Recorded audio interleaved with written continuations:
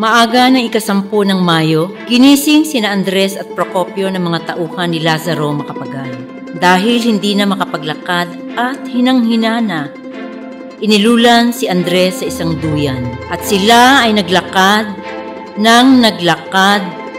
hindi patungong isla kundi sa kabundukan ng Maragondon, sa bundok ng Buntis o Nagpatong. Nagtataka na sina Andres kung saan talaga sila dadalhin, kung kaya't pilit nilang tinanong si Macapagal.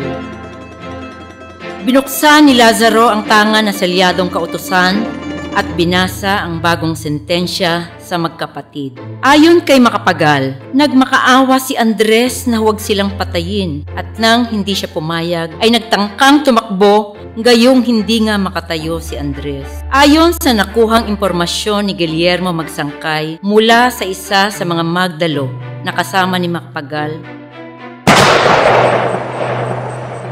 pinaril nila si Procopio at pinagtataga habang nakahiga si Andres.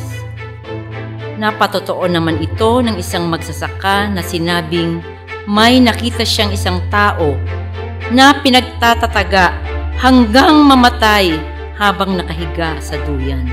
Tila binalot ng kadiliman ang kalangitan ng araw na iyon na kinitil ang buhay ng 2 magiting na anak ng bayan.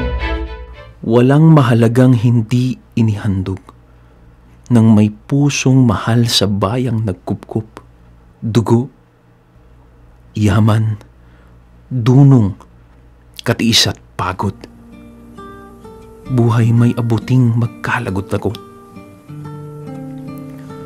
Ipahandog-handog ang buong pag-ibig at hanggang may dugo'y ubusing itigis. Kung sa pagtatanggol, buhay ay mapatid. Ito'y kapalaran at tunay na langit. Aling pag-ibig ba ang higit kaya sa pagkadalisay at pagkadakila, gaya ng pag-ibig sa tinubuang lupa? Aling pag-ibig ba wala nang wala